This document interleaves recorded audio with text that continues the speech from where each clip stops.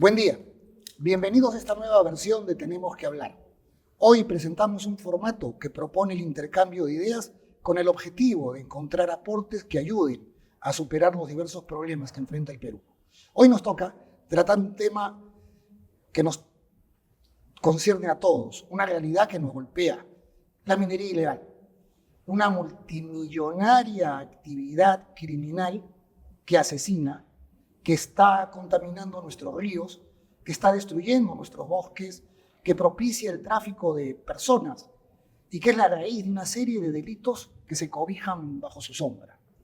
Y para abordar tan importante tema con el ánimo de encontrar aportes, tenemos el agrado de compartir esta mesa con Pablo de la Flor, es gerente de asuntos corporativos de Minera Poderosa, con Coqui Noriega, presidente regional de Ancash, con Iván Arenas, analista, y con Dante Vera, director de BIC Analistas. Un gusto tenerlos acá. Gracias. Pero también tenemos que lamentar que dos personas importantes para un debate de esta naturaleza desistieron de venir. Uno es el señor Henry Luna, y el voceado candidato a presidir la mesa directiva del Congreso, el señor Eduardo Salguana. Ellos prefirieron no participar y creo que es importante decirlo. Don Dante, ¿ha hablado usted en algún momento, hace poquito además, de la amenaza a la seguridad nacional que implica la minería ilegal? Que no solamente pone en peligro los recursos, sino que nos está haciendo perder control de nuestro territorio. ¿Qué nos podría contar acá? Bueno, a partir de repente de tres hechos que están ocurriendo y que son consecuencia del crecimiento y la expansión de la minería ilegal.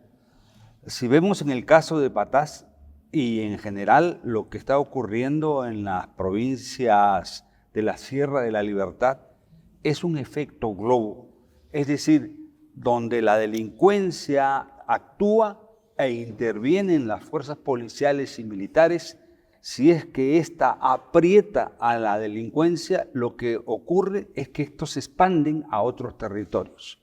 Y hemos visto con preocupación un atentado en Yacuabamba, ahora último en Huamachuco, aunque tiene características particulares lo Huamachuco, pero Huamachuco también se tienen noticias en Cajabamba por el lado de Cajamarca, y así puede estarse expandiendo. La pregunta es qué tanto los operativos policiales y militares exclusivamente pueden controlar este fenómeno. Este es un primer efecto concreto de la minería y el riesgo del país es que esto se convierta en una metástasis de minería ilegal en todo el país. El segundo hecho es lo que está ocurriendo en Condorcanqui, en el CENEPA, en dos distritos, tanto en el CENEPA, en la frontera con Ecuador, en donde ingresan mineros informales ecuatorianos o ilegales ecuatorianos que extraen oro de socavones en la frontera con el Perú.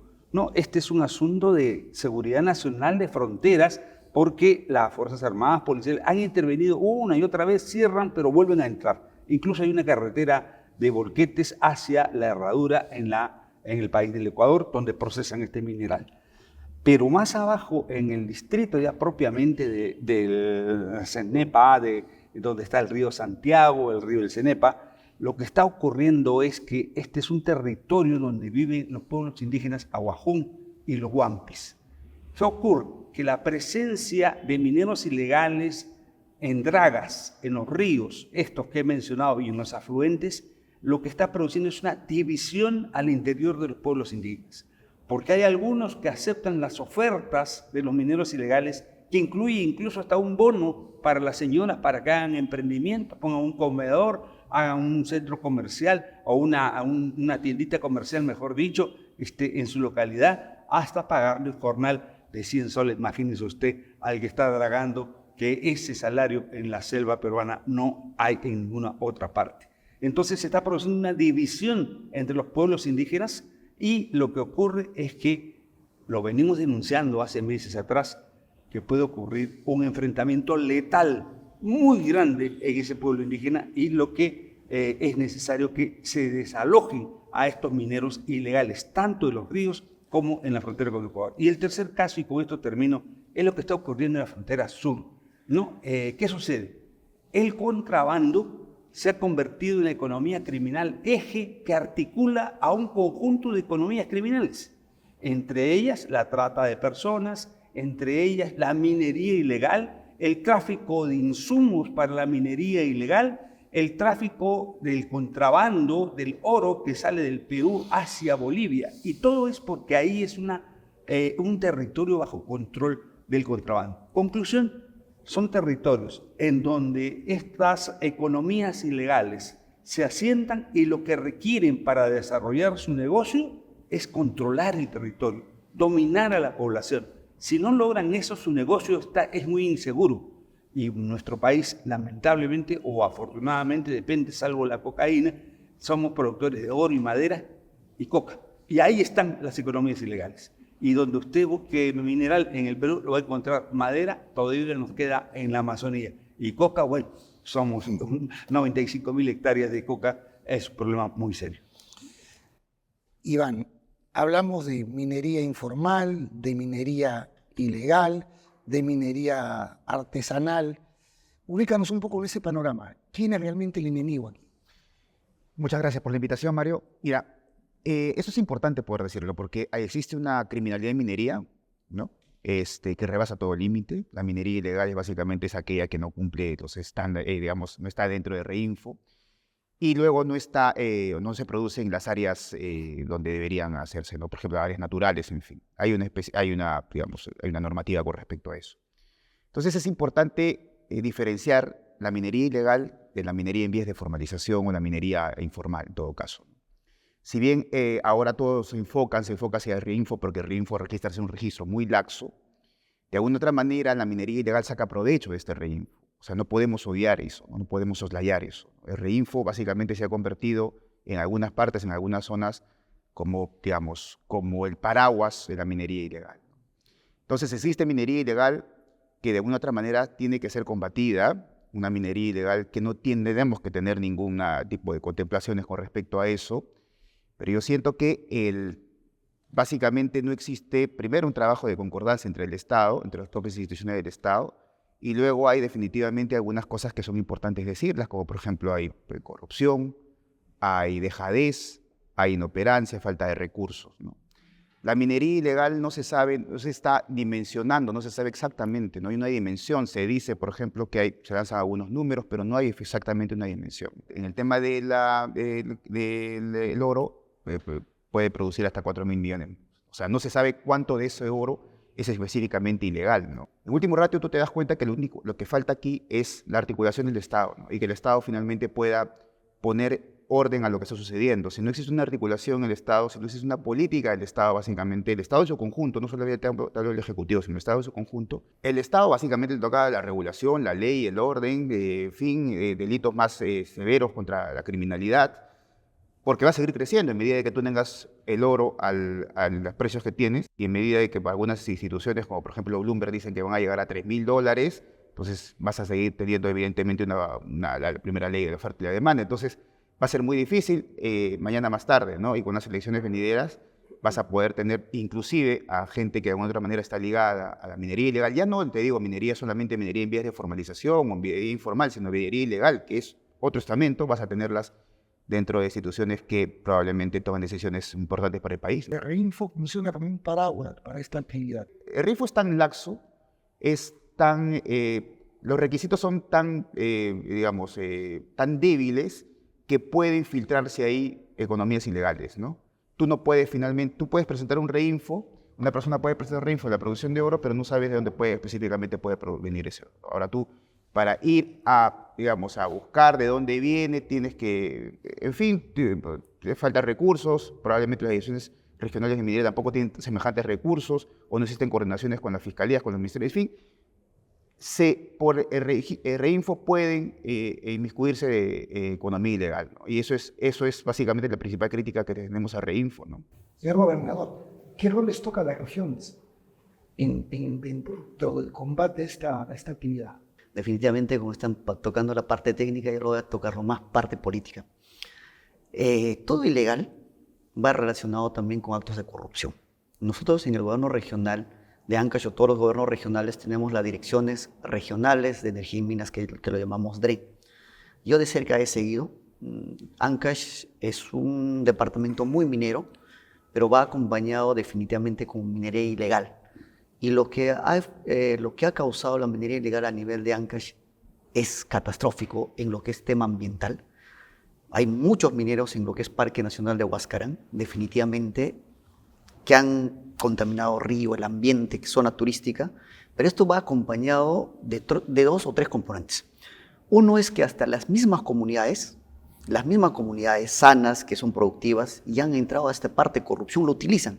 ¿Por qué? Porque cuando nosotros queremos fiscalizar definitivamente o queremos intervenir, tenemos esa barrera de que a veces con el poder económico que tienen estas mineras informales, utilizan las comunidades para restringir el ingreso a los lugares de fiscalización. La ausencia del Estado de los distintos niveles, y me incluyo como gobierno regional, por falta de servicios básicos, la ausencia del Estado hace que estos ilegales entren, ¿no? Definitivamente se los solucionan servicios básicos como su carretera, su agua o algunos componentes, y entonces definitivamente piensan que las comunidades, al tener al lado la minería informal, podrían crecer, pero no es así, ¿no? Entonces es un poco complicado, complejo, y te diré que también los políticos, lo que antes al inicio que tocabas, porque hay muchos políticos que no quieren tocar esta situación, es meramente con cálculos políticos. Estoy seguro que se vienen las elecciones del 2026, y esto lo digo acá, los mineros informales que son potentes y fuertes en lo económico, en lo social, estoy seguro que ya van a tener su candidato donde que van a poner la parte económica y van a querer que ganen para que siga el reinfo, para que siga la informalidad y legal. Definitivamente hay que educar y hay que comunicar como debe ser. Yo antes de venir leía donde que el expresidente promulgaba en el reinfo y lo hacía público, ¿no? Como que avalaba la informalidad. ¿Por qué? Porque hay cálculos y tinos políticos que definitivamente el Perú necesita pues, políticos que pongan mano dura en algunas cosas, ¿no? No quedo muy animado, que nos cuenta, bueno, nos va pintando una realidad de verdad compleja y difícil en tal pueblo. Y ustedes lo están viendo. Ya la minería ilegal se ha convertido en la principal amenaza para la seguridad del país. Y eso lo vemos no solamente reflejado en los números a los que alude Iván, 4.000 millones de dólares generados por esta actividad ilícita, casi el 40% del total en las exportaciones auríferas peruanas expresadas de alguna manera por este tipo de producción. Y nosotros estamos viviendo esto en carne propia porque a lo largo de los últimos años y sobre todo el último medio año hemos tenido una andanada de ataques de mineros ilegales que lo que buscan es literalmente desplazarnos de la zona y tomar nuestras operaciones. Se declaró el estado de emergencia y a pesar de tener un importantísimo contingente policial y del ejército, se siguen dando estos actos, ¿no? El más reciente de ellos el día jueves, un grupo de mineros ilegales fuertemente armados tomó una de nuestras galerías, uno de los niveles en los que estábamos operando y hirió a 3 trabajadores de seguridad. Entonces es una situación sumamente preocupante por las implicancias que tiene. Y la solución tiene que venir desde el lado del Estado, ¿no es cierto? Y no solamente del lado del Ejecutivo. Y quiero ser bastante insistente en esto. Hay una responsabilidad enorme del Congreso. El Congreso ha sido responsable de ampliar el plazo del reinfo y lo hizo, y no solamente lo hizo en la última ampliación, ya son 3 ampliaciones, sino que en marzo de este año derogó el decreto legislativo 1607 que hubiera permitido de alguna manera pues racionalizar el proceso de formalización. Acordémonos que ese decreto legislativo aprobado por el Congreso dentro del ánimo de extensión de facultades legislativas básicamente le permitía al Estado peruano poner algunos candados y algunos cerrojos a esta reinfo. El Congreso tomó la decisión de derogar ese alcance del 1607 y además lo que tenemos en este momento son distintas iniciativas que se vienen promoviendo desde el propio Congreso, el congresista Flores Acachi, el congresista Martí Corena, iniciativas que lo que pretenden no solamente es volver a ampliar el reinfo, sino reabrirlo. Y además ahora una propuesta de ley, MAPE, que en esencia vulnera los derechos de propiedad, que han sido, yo diría, la piedra angular que permitió que el Perú despegara en minería, ¿no es cierto? El Perú atrajo casi 80.000 millones de dólares en inversión minera en los últimos 20 años. Eso ha sido posible gracias precisamente a este entorno normativo legislativo que garantizaba los derechos de propiedad. Una vez que tú vulneras los derechos de propiedad en el ámbito minero, difícilmente vas a poder atraer inversiones. Y eso es lo que está haciendo el Congreso. Creo que no es casual que en lo que va del último año y medio tengamos más de 500 visitas de mineros con reinfos, inmensa mayoría de ellos suspendidos, además de representantes de los distintos gremios al Congreso. Entonces ha habido una presencia masiva de visitas de mineros con reinfos y, reitero, buena parte de ellos con reinfos suspendidos. A eso súmale, ¿no es cierto?, la penetración que la minería ilegal viene teniendo de distintas instancias a nivel regional.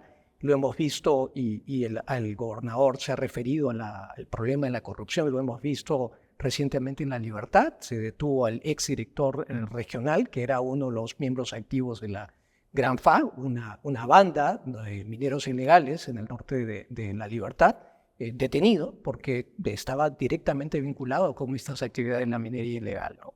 ¿Financian partidos políticos la minería ilegal? No tengo la menor duda de que hay un trasvase de recursos y ¿Cómo se además puede controlar eso? Bueno, lamentablemente, Mario, lo que estamos viendo es una penetración del tejido institucional del país y esa es una de las principales dimensiones de esta amenaza, no solamente por el poder económico, sino ahora por la presencia política y la capacidad de imponer su propia agenda legislativa. Y nuevamente, por eso insisto, el Congreso tiene un papel fundamental, tiene la llave para resolver este tema. Y ojalá, nuevamente ahora sí nos referimos a las propuestas, ojalá que en diciembre de este año no veamos una nueva renovación del REINFO. Yo creo que sería un acto de irresponsabilidad total que ciertamente nos llevaría un paso más en la dirección del Estado fallido en el que podemos convertirnos si es que no le ponemos un coto al avance en la minería ilegal. Estamos hablando mucho de REINFO, pero finalmente es una declaración jurada. Bueno, el REINFO se ha convertido casi en el manto de lo que, digamos, aquellos que siguen a Harry Potter es casi el manto de invisibilidad, ¿no es cierto? Porque le confiere a partir de la exención de responsabilidad penal, ¿no es cierto? Es literalmente eso, ¿no? Los mineros que están inscritos en el REINFO no son imputables legalmente frente a los delitos que cometen. Y además hay una interpretación hechiza y absurda de las autoridades respecto de la validez del REINFO suspendido. El REINFO suspendido le sigue dando al minero ilegal, ¿no es cierto?, la misma protección que aquel que tiene el REINFO activo. Y esa es una interpretación completamente hechiza y absurda, ¿no? Le corresponden las regiones controlar esto. Sí, a las direcciones regiones, pero comento lo que acaba de decirle Pablo de la Flor. Definitivamente el Estado es quien debe tomar la batuta en estas situaciones, pero tenemos dentro del Poder Legislativo, por ejemplo, Pablo, que congresistas que representan a la minería informal. Entonces, si el mismo Estado, dentro del Legislativo, avala el informal, ¿cómo combatimos? Estoy seguro que tenemos la esperanza de que quizás al 31 de diciembre que no se amplíe más el REINFO, pero mientras que tengamos este Congreso, tengo por seguro, van a ampliar cualquier cosa. O sea, por voto popular. Lo cual podría implicar que ya esta penetración a nivel de comunidades, de población, sea ya una realidad. Mira, Mario, aquí hay un tema en el cual todos estamos de alguna otra manera poniéndonos de acuerdo, ¿no? Que la política de formalización en el Perú ha fracasado.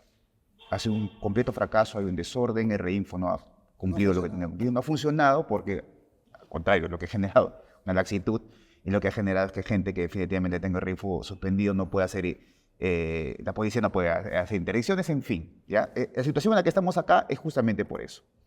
Y aparentemente todo indica que vamos a continuar con eso, porque si en esta legislatura, por ejemplo, y quiero ponerlo un tema importante de debate. Por ejemplo, si en esta legislatura no se pone al debate lo que se llama la ley MAPE, ¿no? Una ley MAPE que sea consensuada, una ley MAPE que sea técnica, que sea trabajada, una ley MAPE que vaya a las cosas importantes, ¿no? Explícanos un poquito más. Es la ley de minería artesanal de pequeña escala, ¿no? Es una ley que tiene deuda, digamos, hay diferentes propuestas en cuanto a la ley, ¿no? Pero hay una cosa que es importante en esta ley. Yo creo que todo, al final de la discusión, una de las cosas importantes también es el régimen de concesiones. O sea, yo creo que en el régimen de concesiones tenemos que tener una ley que no pueda transar con debilitar el régimen de concesiones en el Perú. No puede ser, ¿no? O sea, este país tiene un régimen de concesiones y si tú, por ejemplo, el tema de las concesiones son a 30 años, pero si tú reduces ese lapso, o sea, este país, por el propio ordenamiento, por la propia institucionalidad, baja institucionalidad que tiene este país, no puede reducir ese tipo de... Porque un proyecto minero se demora en básicamente 15, 20 años. Entonces no puedes bajar el régimen de concesiones. Entonces es una cosa, ese es un tema en el régimen de concesiones y puede haber varias. Entonces, tenemos que tener una propuesta que primero respete el ordenamiento jurídico en el país, que ha sido piedra angular los últimos 30 o 40 años de desarrollo de este país. Es imposible que podamos transar con eso, es imposible. Este país no es Chile, este país no es Canadá, este país no es Australia. Entonces, si no nos ponemos de acuerdo en eso y si en el Congreso, que tiene una bancada que de alguna otra manera es una bancada que favorece a economías ilegales e informales, o hay vías de formalización e informales, si dejamos que eso pase, entonces todo el ordenamiento jurídico en el país se cae. Eso no podemos pasar. Tiene que ser una ley que sea consensuada, pero una ley que respete además, como te digo, el ordenamiento jurídico, un régimen de concesiones que sea que permita predictibilidad a las inversiones, pero como te digo, tiene que ser discutida. Pero al margen de eso, yo entiendo que este Congreso no tiene la más mínima intención de siquiera poder ponerlo a discutir esta legislatura. Yo creo que va a venir una ampliación de Reinfo, en eso estoy de acuerdo con Pablo, por lo menos 1 año o 2 años más, y vamos a tener lo mismo que tenemos, la misma situación, el mismo problema que tenemos, probablemente más aguda. Pensando en el 26, ¿en qué deberíamos de pensar los peruanos en el momento de mirar plan de gobierno? Mira, eso es una cosa muy importante en el país. En el país hay una cosa que probablemente que también sea de fondo, es la cuestión minera, ¿no? O sea, en este país es un país minero y mucha gente no se reconoce así. Mucha gente política tiene unas antijueras ideológicas contra la minería. Este país no reconoce la minería. En este país no se ha zanjado la minería. La propia izquierda la izquierda no ha zanjado la minería. No ha sido Rafael Correa que ha sido en defensa de la minería moderna, ¿no? Una minería que cumple los estándares sociales, ambientales y laborales, ¿no? En este país, esa es una de las principales debilidades de este país, ¿no? Este país no se reconoce como un país minero, se reconoce como un país agrícola a pesar de tener una porción importante y la agricultura ha hecho milagros, ¿no? Pero no se reconoce. Este país debería reconocerse como un país minero, ¿no? Un país de todos, de toda la minería, ¿no?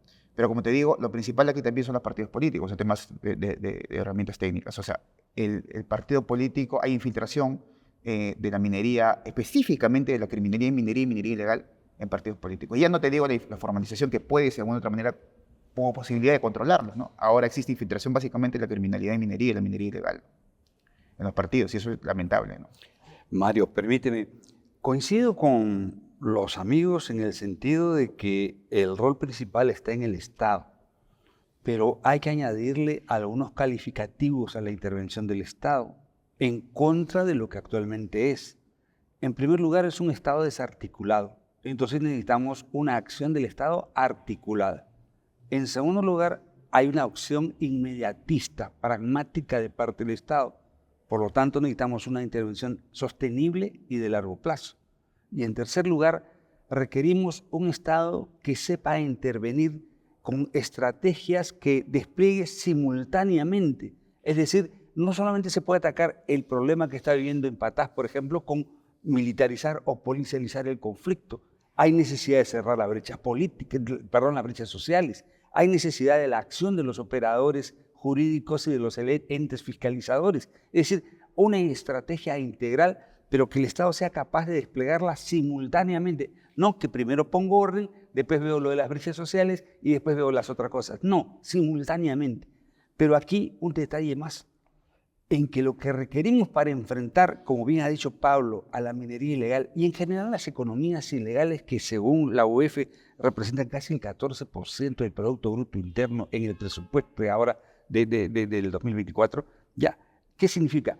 Que requerimos una acción de todos los peruanos, una movilización nacional, ¿ya? En el sentido de que seamos capaces de abrir espacios políticos como lo que ustedes, saludo la iniciativa que tienen, para podernos encontrar, para definir claramente qué es lo que queremos de aquí, por lo menos al 2030, ¿no? Y que el eje principal sea la corrupción, porque estamos viendo que cualquier iniciativa que tenemos, la corrupción nos invade. Entonces, la corrupción y algunas propuestas en las que no solamente son técnicas frente a la minería ilegal, no solamente pero no solamente son, sino que son propuestas políticas frente a la minería ilegal. Tenemos que tomar conciencia y no como lo ha mostrado el Barómetro de las Américas, que un 18% de la población nacional reconoce que el narcotráfico es beneficioso para el desarrollo. O estamos muy mal, muy mal. Entonces necesitamos ese pacto político, esa movilización nacional para enfrentar este problema que nos afecta no solamente a las empresas, a todos los peruanos y increíblemente a los propios mineros ilegales, los mineros informales, que son las primeras víctimas de ellos, como se está demostrando con el caso de los lobos en Azuay, en el Ecuador. Ellos son las primeras víctimas, o como está sucediendo en Patás. Ellos ya no les interesa simplemente controlar la pequeña y la minería artesanal, ahora están yendo hacia la gran empresa. Ese es el riesgo que tenemos, que este elemento de ilegalidad apunte a cerrar las posibilidades del desarrollo minero que tenemos como país. Yo creo que ni siquiera es que tengamos una respuesta focalizada y que se haya perdido el concepto de integralidad. Y concuerdo con Dante que la respuesta tiene que ser multidimensional, pero aquí ni siquiera tenemos una respuesta efectiva en el ámbito de la seguridad, ¿no es cierto? Y muestra de ello es que lo que se está viviendo en la actualidad en Patás deja claramente demostrada esas limitaciones, ¿no? Zona de emergencia. O sea, nosotros tenemos una zona de emergencia, tenemos un contingente de fuerzas del orden instalados en la zona y sin embargo todavía tenemos 25 galerías tomadas por ilegales. La policía argumenta que no puede entrar en los socavones porque no tiene el equipamiento y no tiene la capacidad técnica para involucrarse en ese tipo de operaciones. Y mientras tanto lo que vemos son reiterados ataques a nuestras propias operaciones, ataques contra la infraestructura. Hemos visto que han dinamitado ya casi 17 torres de alta tensión. Entonces, no vemos una respuesta efectiva todavía de las fuerzas del orden y de la dimensión de seguridad en la zona. Además, digamos, revisemos qué está haciendo el Estado, cuáles son los presupuestos del Estado para este tipo de actividades. Y claro, sorprende, ¿no? Apenas destinadas a la lucha contra la minería ilegal, 80 millones de soles en el presupuesto de este año, ¿no? Y para el proceso de formalización, 21 millones. Eso es lo que el Estado destina a estas actividades. ¿Cuál es, Mario, ¿cuál es el presupuesto del gobierno regional para la formalización? El gobierno regional es La Libertad, que tiene a su cargo casi 6.000 reinfos, 600.000 soles. Ustedes, señores, Tenemos más de 3.000 en el reinfo. Y definitivamente, mira, acá también yo quiero decir una cosa. La descentralización que ha quedado trunca. Como Dirección Regional de Minería tenemos algunas limitaciones de participación. Por ejemplo, nosotros dependemos mucho de la Fiscalía de Medio Ambiente, la Policía de Medio Ambiente, de la Defensoría del Pueblo, ¿no? Entonces, si articulamos todos los actores, estoy seguro que podemos intervenir. Entonces, en Ancash, por ejemplo, nosotros tenemos limitaciones. Pues definitivamente, yo les cuento algo pequeño. Pusimos un director de Energía y Minas con bastante conocimiento, con capacidad de tratar de enfrentar la minería ilegal. Pero al día siguiente que lo nombramos, teníamos más de 2.000 personas en la puerta de gobierno regional, ¿no? Con una movilización. Y salí un rato a conversar con ellos, la mayoría de las personas iban pagadas. O sea, lo utilizan a la población, ¿no? Y definitivamente, pues yo salí a hablar con ellos, ¿y qué pasaba? Lo que no querían que se ponga un director que vaya a luchar contra la minería informal o ilegal. Pues. ¿Y qué es eso? Lo respaldamos al director, pero también algunos medios de comunicación al día siguiente sacaron hasta cosas que no había del director. Entonces, lo que querían es que no se ponga a un director que vaya en ese lineamiento de orden jurídico, normativo, ¿no? Es complicado. Están capturando a la población. Es que Y vamos a terminar cantando lo rancheras que también decía a los Iván, mineros ilegales. 4.000 millones, ¿no, Iván? Es un promedio. Entonces, imagínate, distribuir en las regiones que son más mineros, ¿cuánto hay en la región Ancash, no? O sea, sacándome, superan casi 800 millones. Pero a ver, démosle vuelta a la moneda. ¿Qué ventaja tengo yo en la formalización? En el Perú, ser informal creo que es más, se podría decir más conveniente que ser formal, en cualquier sector, ¿eh? No solo en el sector minero. Entonces, mientras que tenga el reinfo, dicen que estoy en proceso de formalización y sigo operando, pues, ¿no? Sigo operando, ¿no? ¿Qué beneficios tengo si soy formal? Pues si soy informal, pues definitivamente pues tengo como empresa para crecer acceso de crédito, social, política, cumplimiento de medio ambiental, tributario. Tengo cash ahí con el... Claro. O sea, no me interesa mucho, ¿no? Pero, Pablo, ¿cómo? Pero además hay que, digamos, ¿cuál es la ventaja de formalizarse respecto al contrafactual? El contrafactual es, ¿cuál es la ventaja de formalizarse respecto de no formalizarse y seguir con el reinfo? ¿No es cierto? Porque el no formalizarte y seguir con el reinfo te da la gran ventaja de el blindaje judicial. Tú tienes un blindaje respecto a responsabilidades penales. Es decir, es una condición envidiable para cualquiera. O sea, pueden actuar impunemente gracias al reinfo. Y esa es la responsabilidad, perdón, del Congreso. Yo creo que el Congreso tiene una gran explicación que darle al país. ¿Cómo es posible que hayan sido capaces de ampliar el reinfo y estén pensando en hacerlo nuevamente de espaldas, ¿no es cierto?, a la realidad tan apremiante que vive el país en materia de avance en la minería ilegal y sus aliados criminales? Esa es una explicación que el Congreso le debe al país. Añadiendo lo que dice Pablo, hay una cosa importante, creo yo también. La primera es, mira, hay una narrativa a favor de la minería ilegal / en vías de formalización informal. Hay una especie de lucha de clases entre, la gran minería no quiere que nosotros nos desarrollemos, ¿no? Tú ves, las concesiones básicamente no están en la gran minería, sino están en la pequeña y mediana minería, básicamente, ¿no? Y esta es una narrativa muy poderosa, ¿no? Que permite que gente que incluso está en contra de eso, permite llevar las banderas, ¿no? En el caso de algunos políticos que dicen, yo, si la tierra es para quien la trabaja, yo te voy a dar las concesiones, en fin, ¿no? Entonces hay una narrativa muy fuerte a favor de esto, ¿no? Y esta narrativa es aprovechada por mucha gente, ¿no? Y luego no podemos dejar de entender que si yo tuviese que hacer un resumen de qué es lo que significa la minería ilegal y la minería en vías de formalización, o minería ilegal básicamente, que ha sido la mesa que nos convoca, yo creo que hay 4 grandes redes, por así decirlo. Una red de corrupción, que abarca varias instituciones. Hay una red de lavado de activos, que abarca también a varias instituciones, algunos privados, evidentemente. Hay una red logística, ¿no? O sea, los explosivos y todo eso, ¿entiendes? O sea, los explosivos tienen un número, o sea, es fácilmente rastreable, trazable, ¿no? ¿Dónde están? Y luego hay una red política, ¿no? O sea, no puedes entender la minería ilegal sin estas 4 grandes redes. Es imposible entenderla. Si el Estado, definitivamente, quiere poder, probablemente hay algunas ideas que se añaden, ¿no? Pero si el Estado quisiera atacar en su conjunto, el Estado en su conjunto, no solamente el Ejecutivo, sino el Estado en su conjunto, debería ver de qué manera estas redes se comunican, de qué manera estas redes están entrelazadas para poder finalmente entrar a ese tema, ¿no? Porque son 4 redes muy poderosas, ¿no? O sea, es imposible, yo creo que, o sea, tienes a la policía, por ejemplo, en el caso de Patás, tienes a los militares que si bien no actúan, pero ¿por qué no van más allá, no? A pesar de un estado de emergencia. ¿A qué se debe? Iván, bien importante este comentario porque hemos estado hablando de los mineros informales y legales, pero ese mineral, que es casi el 40% de la producción aurífera peruana, se procesa en algún sitio, ¿no es cierto? Ese material es trasladado en volquetes y se procesa en plantas formales en la costa.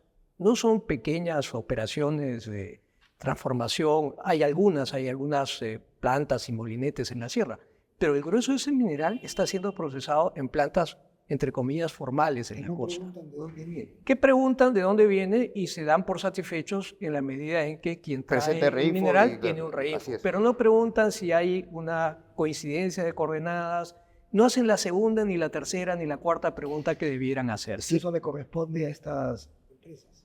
Y solamente para terminar, A la si no, SUNAT, a la varios SUNAT, organismos. fundamentalmente la SUNAT, o sea, si no entendemos que ese es un grave problema, lo que estamos yendo es a que ciertas porciones de Perú se conviertan en Sinaloa, porque en Sinaloa pasó casi lo mismo. El narcotráfico está metido también en minería, han entrado en minería, el caso del el Chapo y sus hijos, en fin. Lo que te quiero decir, si no vemos que existen estas redes, si no atacamos estas redes, que hay un estado paralelo de corrupción, entonces vamos a ir a peor. Con un precio del oro y de los minerales, vamos a ir a peor. Quisiera volver al momento anterior, tal vez para cerrarlo y pasar a lo que ya estamos viendo como problemas principales y algunas alternativas. Si el problema es político, entonces está en cuestionamiento el Congreso, tal como lo han diseñado los colegas, y el Ejecutivo y la Presidencia de la República, ¿no? Entonces, eso genera una serie de interrogantes, vacíos, desafíos, etcétera, etcétera, que tenemos que tenerlo claramente establecido para poder generar ese espacio de diálogo y de frente político nacional para enfrentar a las economías ilegales y no solamente la minería ilegal. Pero si el problema, como hemos coincidido con Pablo, que la minería ilegal es el principal problema de seguridad nacional que vive hoy día el Perú, entonces tenemos que revisar cuál es la estrategia que está realizando el Estado en el aspecto policial y militar. Y ahí lo que hemos conversado alguna vez con Pablo, recuerdo hace unas semanas atrás, es que lo que requerimos es cambiar el centro de la estrategia.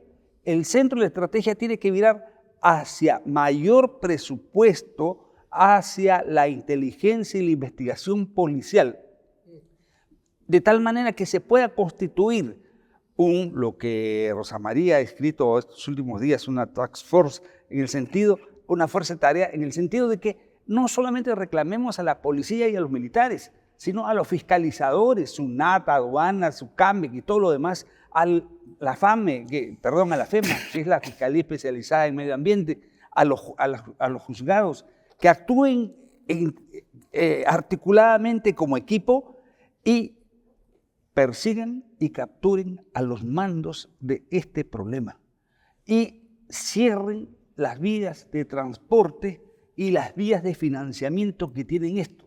La policía, hay profesionales que fácilmente pueden dedicarse a esto y en todo caso hay la cooperación internacional para formarlos. Y si no hay capacidad de combatir a mineros ilegales en túneles, tendremos que buscar capacitación internacional. La cooperación internacional es clave para enfrentar esta situación. Y por lo tanto no es suficiente acantonar fuerzas policiales y militares en un sitio en donde están ahí parados haciendo guardia porque se le van por los túneles, o los agentes principales del liderazgo de mando, financistas y transportadores, no circulan. Y tenemos que ser fácilmente, y ahí pues el problema que nos falla es el Congreso, tomar medidas legales que permita actuar frente a esta exención de responsabilidad penal que tienen incluso los suspendidos del REINFO y poder cerrar lo que bien ha dicho Pablo, en el sentido de que cuántos camiones salen de Patás y cuánto significa eso de pérdida para las empresas formales. ¿A dónde se van? ¿Por dónde caminan? ¿No? ¿De dónde sale? ¿Cómo sale ese mineral? Es clave. Entonces tiene que verse... ¿Hay capos detrás de esto o es un montón de hormiguitas Tiene que verse están entonces ahí? desde las plantas de procesamiento. ¿Cuántas hay? Ni el MINEN sabe cuántas hay. ¿Hay 150? ¿160? ¿200? ¿Cuántas hay? ¿Cuántas son formales? ¿Cuántas son informales? ¿Cuántas son pequeñitas y cuántas son grandes? ¿Y cuántas grandes, supuestamente muy formales, reciben este tipo de mineral, la que le llaman mineral trucho o mineral sucio, oro sucio, que lo reciben y lo blanquean el oro? ¿Y por dónde sale el contrabando? ¿Quién se dedica a contrabandear? ¿Quién saca el mineral, el oro a Bolivia? ¿Quién lo exporta a la India y a los Estados Árabes Unidos? ¿Quién hace ese tipo de negocio? Debe haber alguna empresa, aduanas, SUNAT, el Banco Central de Reserva debe tener algún tipo de información. Entonces la Unidad de Inteligencia Financiera debe tener una información. estoy seguro que la deben tener, pero deben haber demasiadas presiones políticas, demasiada corrupción para no caerle a estos agentes. En cosas así normales, el Estado debería intervenir. Pero yo les digo que la corrupción está metida en todo. Hasta los malos efectivos de la policía, Ministerio Público, están metidos en este tipo de... Yo les comento un dato. Conversaba con el director de Energía y Minas y me decía, ¿por qué no intervienes esa minería que una comunidad se quejaba? Decía, gobernador, yo tengo que intervenir en el momento adecuado con una buena defensa, porque van a ir al Ministerio Público, voy a salir perdiendo. ¿Por qué? Porque ellos tienen los mejores abogados que pueden contratar. Es complicado, entonces definitivamente hay mucho que analizar en esto y las instituciones que se han abocado y no han dado resultados, veamos otros mecanismos. Hay una cadena de valor, ¿no es cierto?, a la que aludía Dante. Nosotros le hemos puesto los reflectores al pequeño minero no tan pequeño que está operando ilegalmente y que está coludido con elementos criminales, y ahí hay unas mafias directamente involucradas, pero la cadena de valor tiene otros componentes, que son componentes donde quizá se acumula la mayor parte de capital. Y vemos que el mineral tiene que ser trasladado con volquetes, los volquetes fácilmente identificables, ¿no es cierto? No es tan difícil seguir un volquete, y esos volquetes llevan el mineral a plantas. Hay plantas ilegales a las que aludía Dante, y después hay plantas formales que reciben el mineral a sola presentación del Reinfo y no hacen ninguna otra pregunta, y no es un proceso de trazabilidad tan complejo de desarrollar, y creo que ahí hay una responsabilidad directa de la SUNAT y de la Unidad de Inteligencia Financiera. La Unidad de Inteligencia Financiera ya tiene registros, mayor número de registros de operaciones sospechosas vinculadas a minería ilegal que a narcotráfico. Y creo que ya es momento de que pues tomen cartas en el asunto. La SUNAT es una institución importante, porque ¿cuánto produces y cuánto exportas? ¿De dónde viene la producción? Entonces la SUNAT tiene que darte a ti una alternativa para poder discernir, para poder separar esta paja del trigo. La SUNAT de Inteligencia Financiera, pero si no tenemos al Estado actuando en su conjunto va a ser muy difícil. Y eso sí quiero quedarme una cosa que es importante, porque al final un tema importante es la corrupción. O sea, hay un Estado paralelo que funciona. Es imposible que podamos atacar este problema sin ese Estado paralelo, porque hay muchas presiones políticas en todas las instituciones. Uno quisiera hacer más, pero te das cuenta que hay muchas presiones políticas. Entonces, ¿de qué manera podemos... Sí, Pablo, perdón, solamente... Sí, ¿de qué manera podemos... una movilización, como decía antes, nacional para poder entender que este es un tema que está poniendo en jaque el juego de la viabilidad del país? Eso es una cosa elemental y eso tiene que estar definitivamente dentro de una agenda de discusión en las próximas elecciones del 2026. Pero yo creo que hay unas medidas, digamos, muy puntuales y concretas de carácter normativo que podemos impulsar, que debiéramos impulsar. La primera es el Congreso no puede volver a ampliar el Reinfo. Es probable que lo haga, lamentablemente, pero tenemos que mantenernos alertas y vigilantes, porque creo que es una señal inequívoca del tipo de intereses que estarían primando si es que el Congreso da un paso en esa dirección. Pero después hay una serie de medidas que podemos rápidamente impulsar. Yo diría, en primer término, creo que, y se cae Maduro, creo que hay que recentralizar el proceso de supervisión de la minería artesanal y pequeña minería, que actualmente está en manos de los gobiernos regionales. Gobernador, con todo respeto, yo creo que muchos gobiernos regionales no tienen ni los recursos, ni tienen la capacidad, ni tienen las competencias para poder supervisar esta actividad.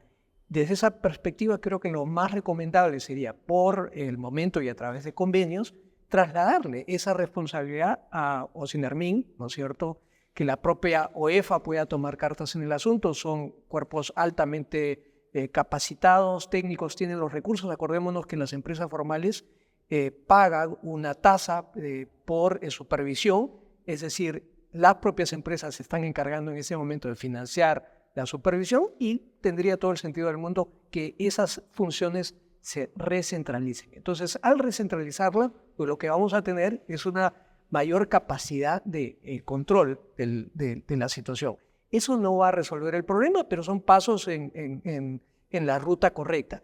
Por otro lado, tenemos que declarar en reorganización lo que está ocurriendo en Sucambe, que es absolutamente inaceptable, ¿no?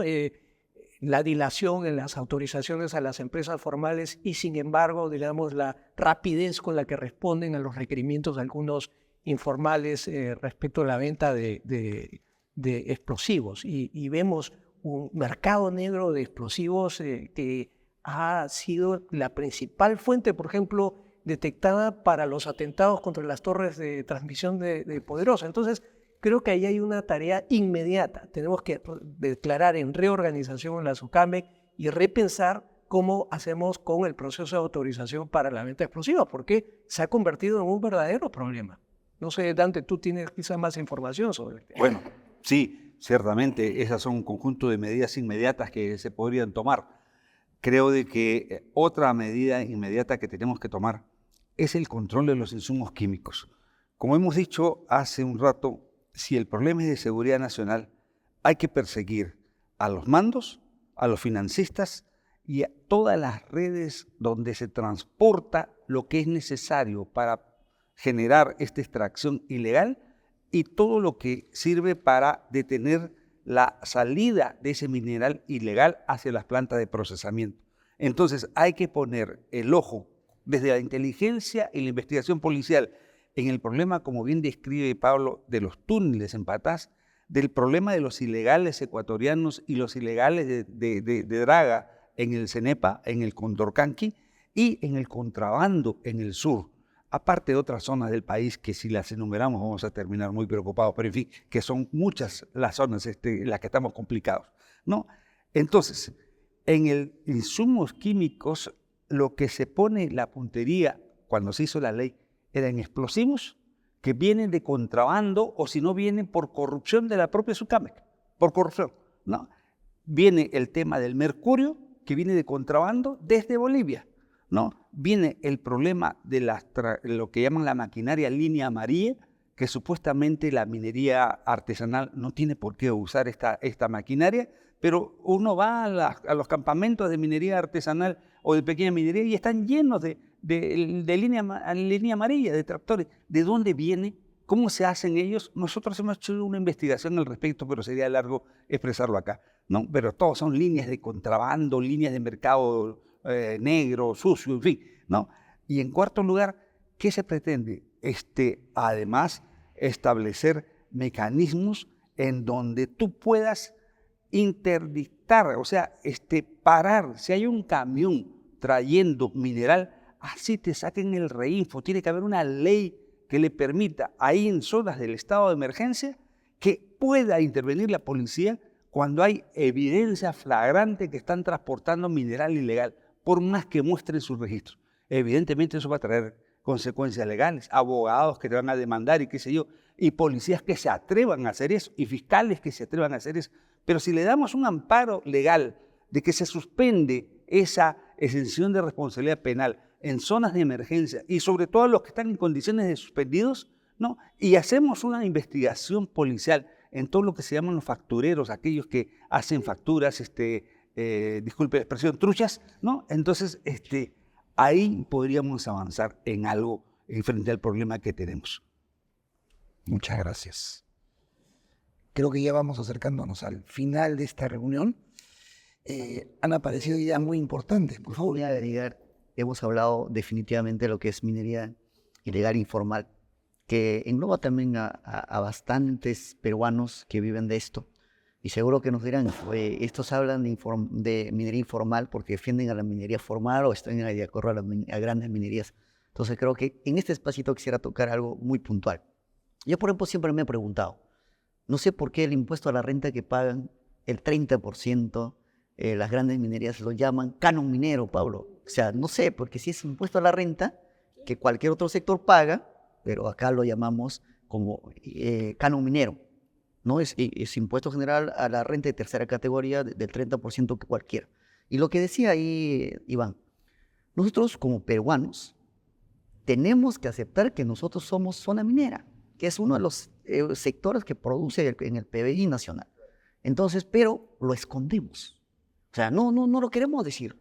Entonces, definitivamente, ¿por qué? Porque lo que antes decía, el Estado está ausente en muchos sectores. ¿Por qué las grandes minerías no van? ¿Por qué? Porque definitivamente no se han cerrado las brechas de servicios básicos. Entonces, los 3 niveles del Estado, con ese canon que lo llamamos, debemos cerrar las brechas para que el Estado confíe en una gran minería, ¿no? Ahí está la presencia. Por ejemplo, Ancash ya ha recibido el canon minero del año 2007 a 2019, 19.000 millones de nuevos soles. ¿Y dónde está ese recurso? No se han cerrado las brechas de agua, desagüe, carreteras. Entonces, la gente en San Marcos, que a kilómetros o a metros de Antamina, hay una comunidad que se llama, no me acuerdo, pero está cerquita. A metros de la minera Antamina que produce tan, no tiene agua potable, no tiene carretera. Entonces, la desconfianza es grande. Pero no por falta de recursos. Claro, no por falta de Por recursos. eso le pregunto, ¿cuántos predecesores tiene usted presos? Casi todos. Casi todos. Increíble. Casi todos. Casi todos. Entonces, un reto. Corrupción. A mí en el 2022 me dejaron la entidad más corrupta, la entidad de todas las entidades públicas, el gobierno regional de Ancash. Sí. Salió el INCOR, no me alegro, pero hemos bajado creo que al puesto 62, pero trabajando y luchando contra todo, ¿no? O sea, Tarea titánica. tarea titánica, incapacidad, estoy en el último. ¿Por qué? Porque primero tengo que ordenar la casa, la gobernanza, no es fácil. Entonces, ese es uno de los factores, que la corrupción también ha estado muy metido al poder, ¿no? Yo quisiera señalar algunos otros puntitos. Mire usted, perdón, todo este problema debe partir también de una, llamémosle, nueva narrativa respecto a la minería informal. Porque por desconocimiento, muchas veces, o por intereses otras, se tiene un discurso en la que se ilegaliza toda minería artesanal o pequeña minería. Y no es así. Ha hecho muy bien el amigo en señalar de que hay sectores dentro de la minería informal y lo que nos preocupa tremendamente es esta minería pequeña, ilegal, pero comprometida con organizaciones criminales transnacionales. Ese es el foco de atención. Hay otros ilegales que están en zonas prohibidas que hay que darles también, pero en todo el hecho de los que están en proceso de formalización es otra estrategia que se tiene que seguir el Estado. ¿Por qué? Porque un sector de pequeña minería y minería artesanal puede ser un motor principal para el desarrollo de los territorios en las regiones y en los distritos. Entonces no es que todo lo pueda hacer la gran minería y la mediana minería, también hay espacio para la pequeña minería y minería artesanal, como lo reconoce la propia Sociedad Nacional de Minería, ¿no? Entonces hay que ver cómo generamos incentivos para que los informales, pregunta que usted había señalado, se formalicen. La principal creo que es el incentivo de seguridad jurídica. No tienen ellos seguridad jurídica frente a su inversión porque quienes legislan no tienen un conocimiento de la heterogeneidad y de las características típicas de lo que es una pequeña minería y minería artesanal. En segundo lugar, el proceso de formalización les exige una serie de requisitos. ¿Cuánto cuestan? ¿Qué tan difícil es obtenerlas o no? Y dentro de un espacio en el que el 75% de la PEA en el Perú es informal. O sea, quienes nos hemos propuesto informalizar la pequeña minería, es una tarea titánica hacerla en estas condiciones. Pero, por ejemplo, hay un requisito que se llama, si usted no tiene un contrato de explotación o de cesión con el titular del derecho minero que tiene la concesión, usted no puede entrar a explotar ese recurso porque o está invadiendo una concesión de un tercero o, si se quiere, está robando mineral que no le pertenece. El reclamo de los titulares es muy justo, pero el reclamo de los mineros que supuestamente dicen no tener dónde ir para explotar, no, es una cuestión que tenemos que definir en esta discusión del Pacto Nacional que estoy diciendo, porque hay algunas ONGs que dicen que la gran minería ha acaparado todo. La Sociedad Nacional de Minería, con fundamento, dice que no es así, que el problema es entre medianos y pequeños concesionarios y los propios mineros pequeños y medianos, ¿no? O pequeños y artesanales, ¿no? Entonces, ¿cuál es la verdad? ¿Cuál es la realidad de este asunto? Lo que es cierto es que la concesión es un título adquirido, es un derecho adquirido, pero los mineros informales, si queremos que se formalicen, ¿dónde van a explotar sus recursos? ¿Dónde? ¿Hay concesiones? Eso hay que resolverlo. Es un interrogante lo que hay de por medio, ¿no? Y en tercer lugar, lo que se puede señalar es que si le estamos echando crítica al asunto de las plantas de procesamiento, ¿por qué no pueden los mineros informales en proceso de formalización o la pequeña cantidad de 11.500 mineros formalizados que se han logrado desde el 2002, imagínense, tener una propia planta de procesamiento? ¿Por qué no se legisla en función de la comercialización del oro para hacerlo más directo al productor y no estar sujeto a una serie de intermediarios y a las propias plantas de procesamiento en donde caen después de estos intermediarios mediante abusos y una serie de circunstancias más desfavorables al minero? ¿No? ¿Por qué no hacemos entonces que la limpieza de la SUCAMI le dé igual derecho a todos los que necesitan explosivos y evitar el contrabando?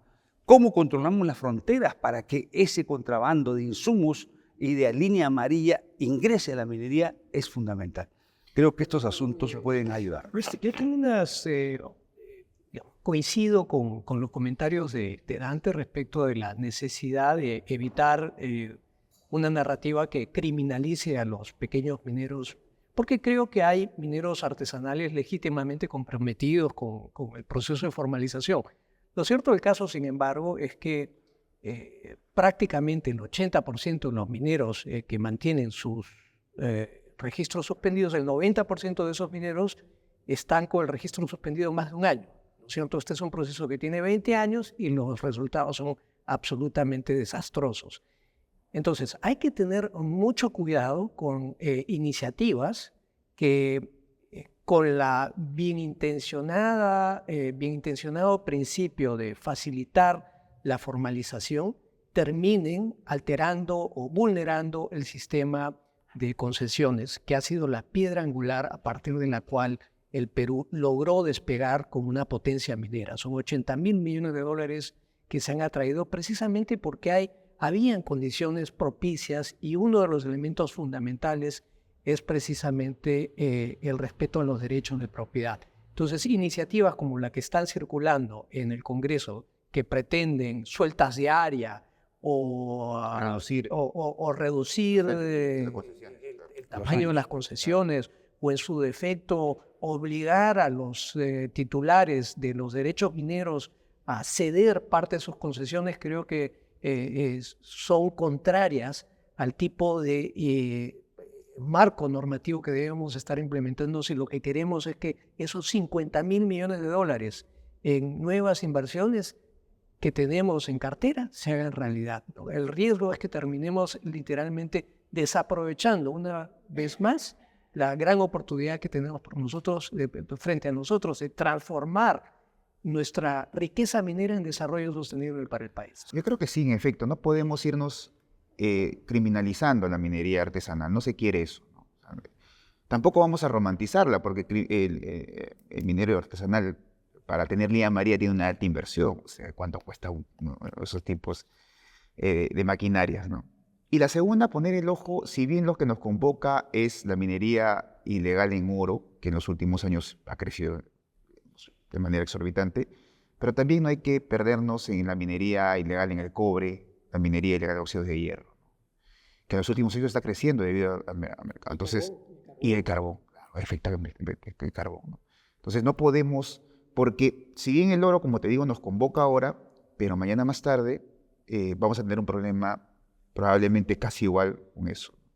Y es momento de actuar, digamos, es momento de actuar. Y esa actuación es básicamente, yo sí creo que tiene que haber una discusión sobre la ley MAPE, que es una discusión, pero esa ley MAPE, como estamos todos de acuerdo acá, tampoco no debe tener ciertos límites, ¿no? Y ese límite es que no se rompa este régimen de concesiones, ¿no? Imposible, o sea, eso es inaceptable.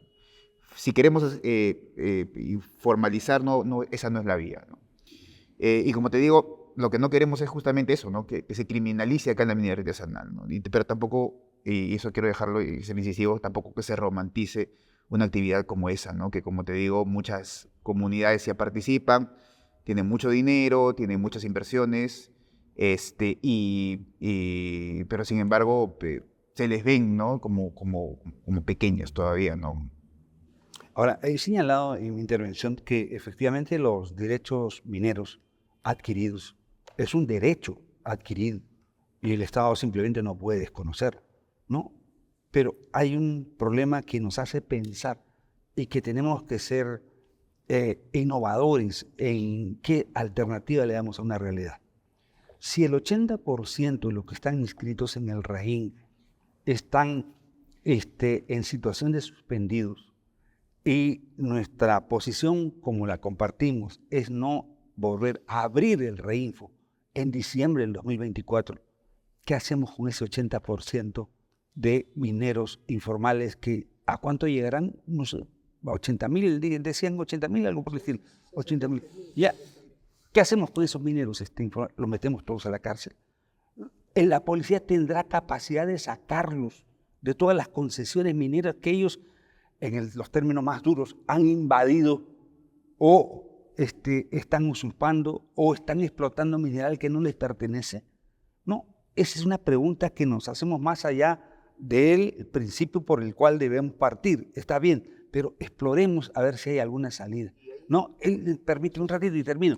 ¿Cuál es el daño que hacen estos mineros ilegales? Hemos visto ya que es atroz el impacto ambiental, es atroz el impacto en derechos humanos, trabajo infantil, ¿no? En las Naciones Unidas, en el último informe planteó, y den un informe ustedes sobre el trabajo infantil en la minería, pequeña minería en la MAPE, ¿no? Para dejar el romanticismo de lado, ¿no? Hagan un informe. Y en términos económicos, que ya hemos visto todos los datos que proporcionan, ¿no?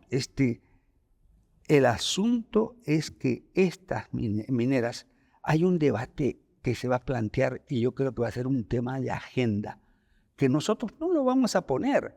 Ya lo puso la Confederación Nacional de Mineros Artesanales, ya lo pusieron el resto de gremios mineros. ¿A cuántos representan? Según ellos representan a 4 millones de peruanos y peruanas. En fin, eso es lo que dicen ellos. Yo creo que son 200.000 trabajadores directos y 300.000 indirectos, 500.000. Pero ellos suman a los familiares, a las cocineras, a los transportistas y todos, dicen que son 4 millones. Ya, pero en fin, no nos sorprendamos por esa cantidad que ellos dicen. Ya, pero el asunto está que ellos ya tienen en la agenda el cambio del régimen de concesiones. Y tenemos que preparar nosotros, como bien ha dicho Pablo, este régimen de concesiones ha significado tanto para el país. ¿En qué sentido lo vamos a defender? ¿O qué sentido podemos abrir una brechita para discutir estos asuntos? Porque la traba principal del proceso de formalización son los contratos de concesión, de cesión o explotación. Esa es la traba principal, no hay otra.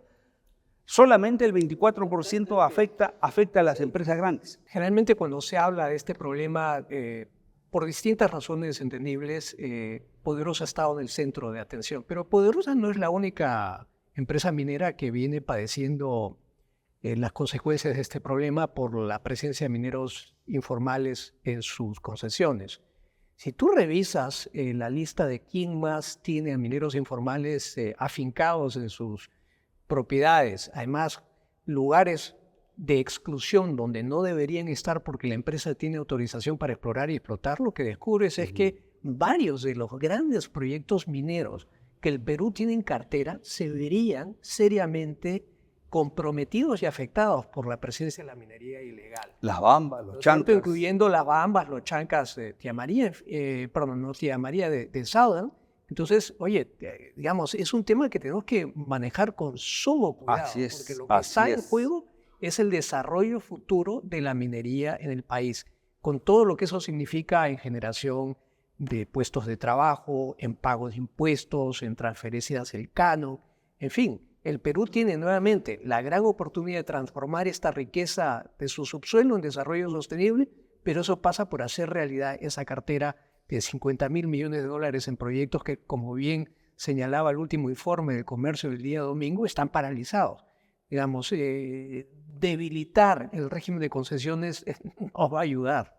Dimensionar el problema. O sea, ¿cuántos de estos miles, de 80.000, son realmente y tienen una labor y tienen una concesión? Cuando se abrió esto, eso me lo contaba alguien en Puno, cuando se abrió el REINFO, tú al día siguiente tenías a cientos de personas afuera del gobierno regional para inscribirse, tengan o no tengan una labor. De repente eran lo que se llaman cachorreros, ¿no? Entonces aquí también, o sea, cuando se dice minero informal, en minería informal, se dice de muchas cosas, o sea, se dice de muchas maneras, ¿no? Y aquí sí tendríamos que dimensionar el tema, porque ¿cuántos son mineros ambulantes? No les interesa la formalización porque nunca van a tener una concesión, porque uno es el dueño de socavón, el que le da, o sea, el cachorrero finalmente. ¿Cuántos de ellos tienen reinfo y sin embargo nunca van a tener una concesión y nunca les interesa tampoco tener una concesión? Entonces hay que dimensionar también el problema ya para hablar en minería, digamos que es un tema ya más amplio, probablemente otra mesa, ¿no? Pero como te digo, aquí hay que dimensionar el problema.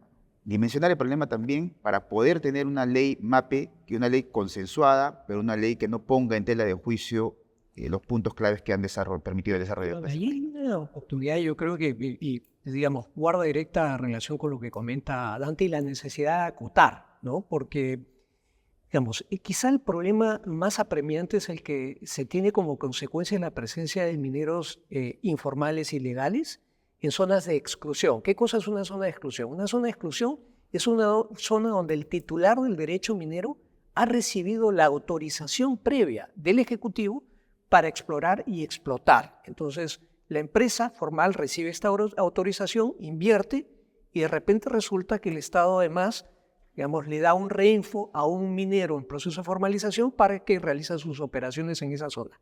Entonces, hay en esas áreas de superposición que nunca debieron ser objeto de otorgamiento, de reconocimiento de reinfo, tú tienes más o menos a unos 2.000 mineros informales.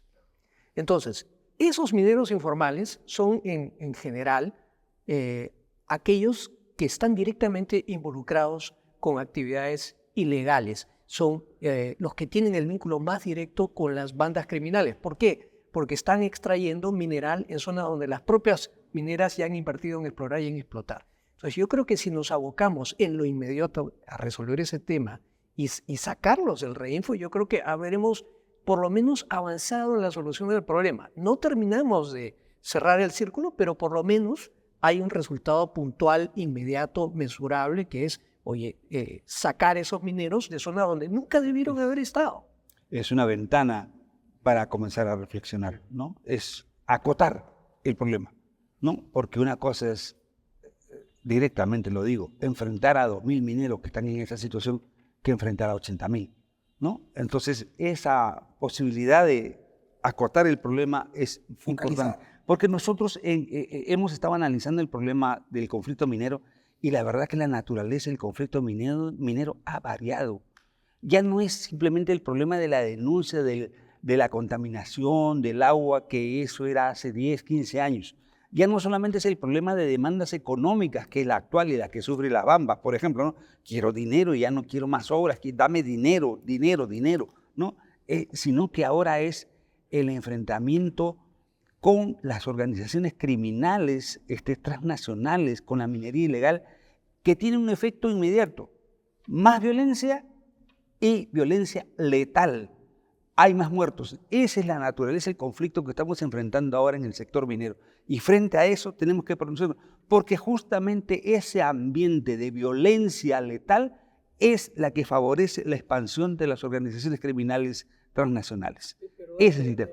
Hay otra dimensión que creo que no podemos desconocer y lo vivimos a diario, ¿no? La población ha identificado al crimen como una de sus principales preocupaciones, ¿no? La inseguridad ciudadana es una de las principales preocupaciones identificadas en las encuestas. Esa inseguridad ciudadana que vivimos en las ciudades tiene unos vasos comunicantes con esta otra violencia que estamos viviendo como consecuencia de la minería ilegal, porque hay un trasvase de recursos.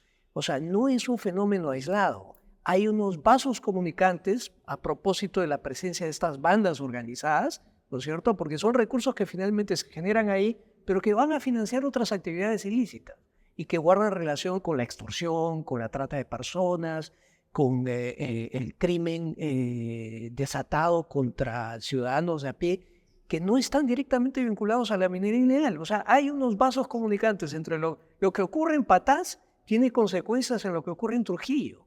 Y lo que está ocurriendo en las ciudades tiene una relación muy directa con la proliferación el crecimiento de la minería ilegal en el resto del país. Con las leyes que ha aprobado el Congreso a favor de la criminalidad organizada, sencillamente estamos en una situación peor.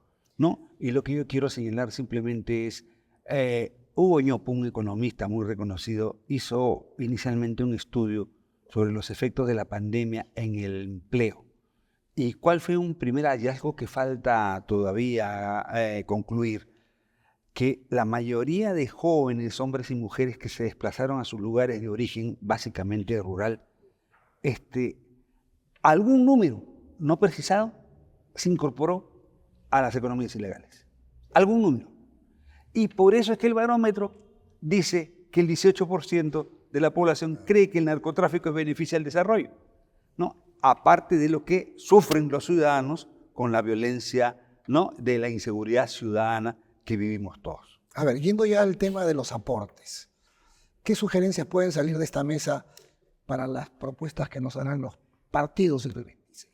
Yo diría, en primer lugar, oye, ponerle punto final al reinfo. Yo creo que el reinfo tenemos que cerrarlo y hay que pensar en volver a un régimen ordinario de formalización que sea expedito, o mejor dicho, expeditivo, y que nos permita garantizar que quienes quieran que accedan a la formalización pues no estén vulnerando derechos constituidos de terceros, ¿no? Eso por un lado.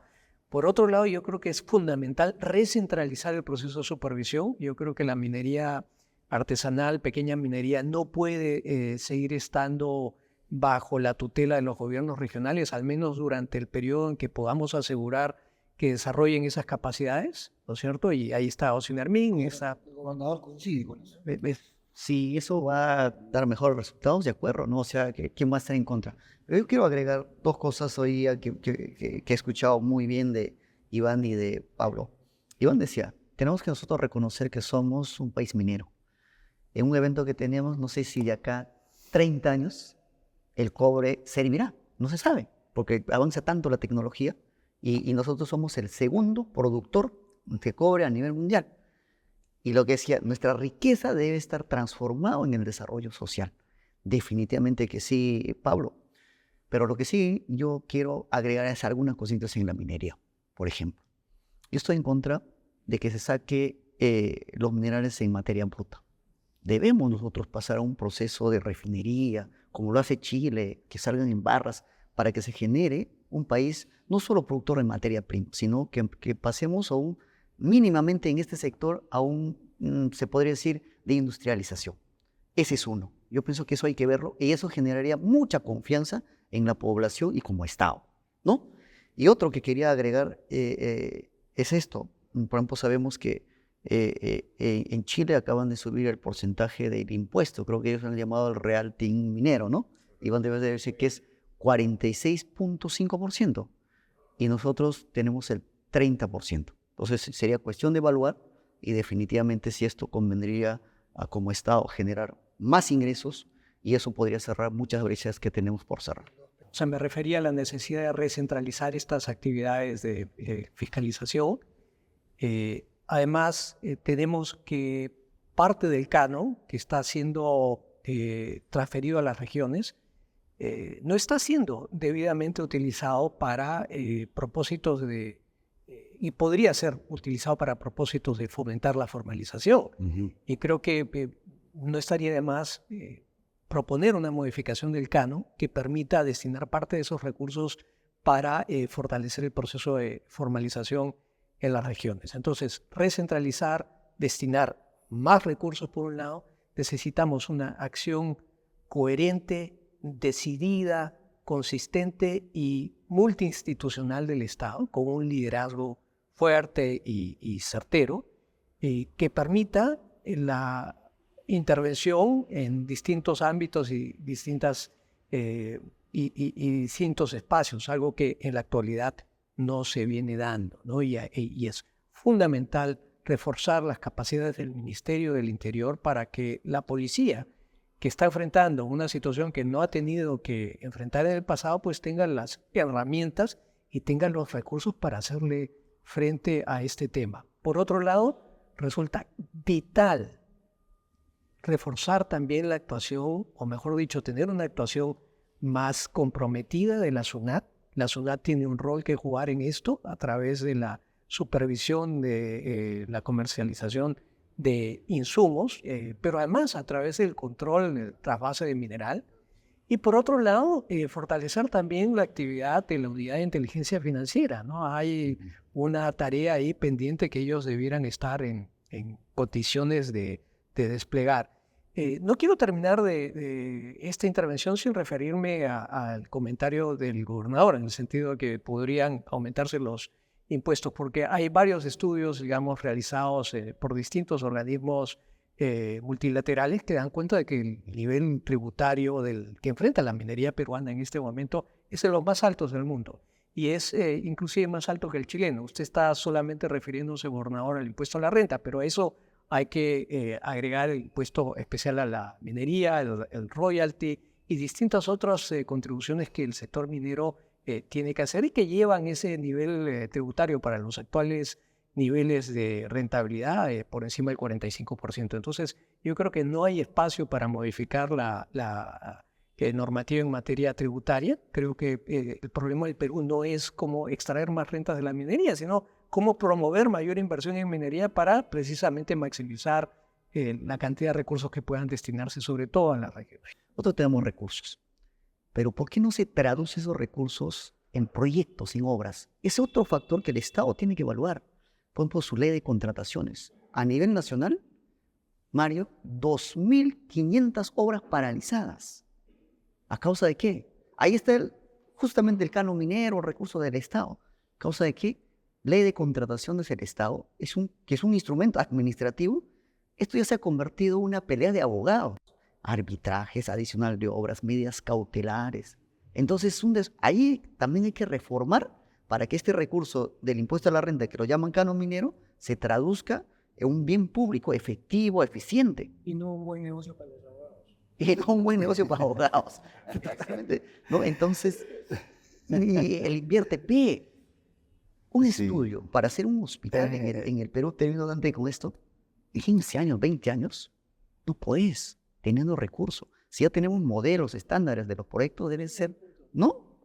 Entonces son reformas que necesita para que este recurso del canon minero o del impuesto a la renta, lo que decía Pablo, que se convierta en riqueza, ¿no? En un bien público, ¿no? De acuerdo con lo que han resumido los amigos, Pablo sobre todo. Solamente quisiera añadir y no repetir lo que él ya ha señalado. En cuanto al presupuesto, tema que señaló Pablo también, creo de que mientras las organizaciones criminales inviertan más de lo que el Estado peruano invierte en formalización y en el combate a la minería ilegal, estamos perdidos, ¿no?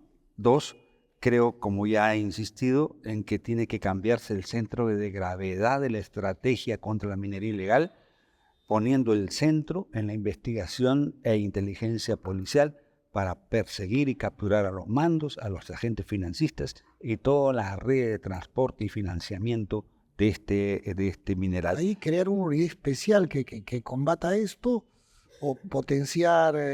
Mire, la policía ha sido capaz de capturar a Abimael Guzmán, ¿no? Y hay historia, hay trayectoria, hay profesionalismo. Lo que pasa es que tienen que dejar de manosear a la policía políticamente.